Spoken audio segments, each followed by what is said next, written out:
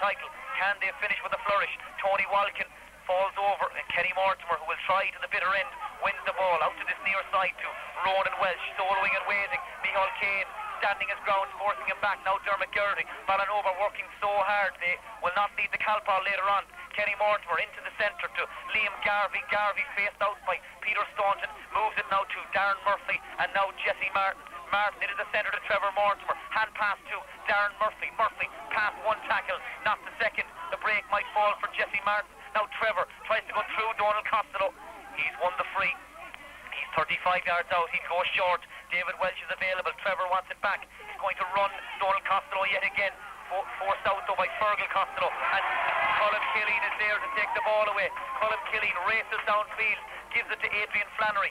Ballinrobe are relentless, pushing forward. Flannery's kick half blocked down, and now John Morley. We've played 73 seconds of stoppage time, and Shrule and Corrup have a free on the far side of the field. John Morley's been injured. He's down. He'll have to receive some attention. We'll have another stoppage.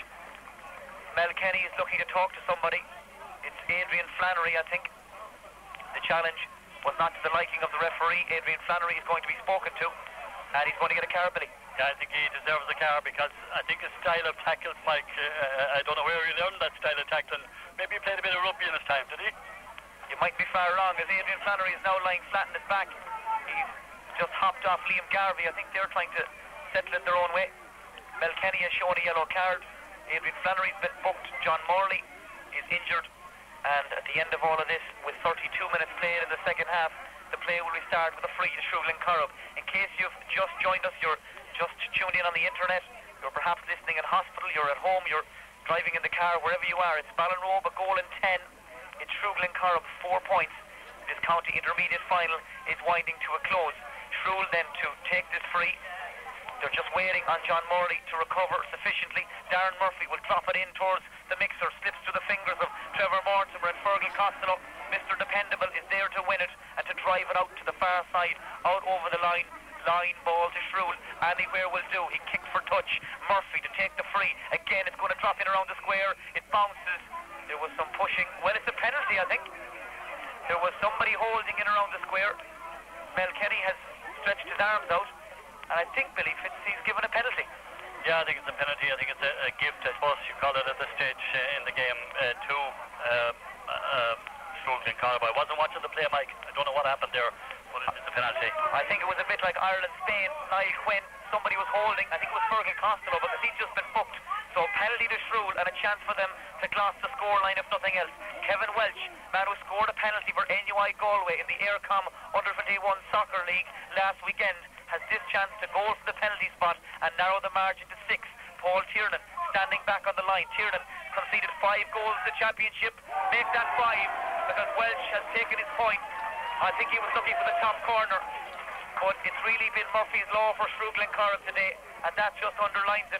Kevin Welch's penalty kick goes up and over the bar. Still 5 times Paul Tiernan's been beaten this summer, and it's now Ballinrobe 110, Shrule and Corrup 5 points, and Shrule and Corrup will not remember this day fondly, Billy. No, and you know, in your first county final, those things certainly can happen, Mike, and it has happened to Shrule and Corrup today. It's all over.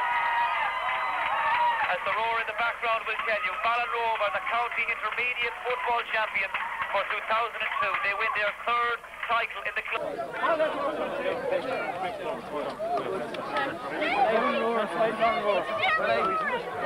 Good man. Can you now win a close fucking fight?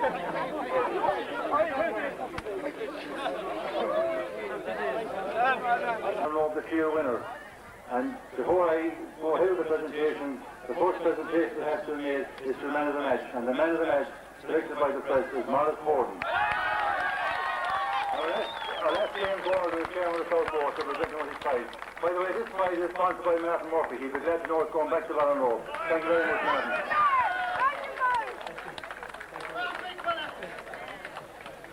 I want to thank the referee Mel Kenny and his umpires and linesmen for officiating today at our intermediate finals and doing a very efficient and effective job. Thank you very much, Mel, and your umpires and linesmen. And of course, we couldn't let the occasion go without telling Gallymore again and again that they have the best venue in Mayo. They really turn out the style on a day like this, and to thank Gallymore sincerely for the great venue and facilities that they have available to us here for county final day. Thank you, Gary Moore. Shrule, I'm sure, will be disappointed with that display today, but I'm sure they'll be back. They have a great underage structure and they have a team coming along. I'm sure Shrule will be back in later days. Ballinrobe, of course, today's Ballinrobe Day, and I congratulate them on a great victory.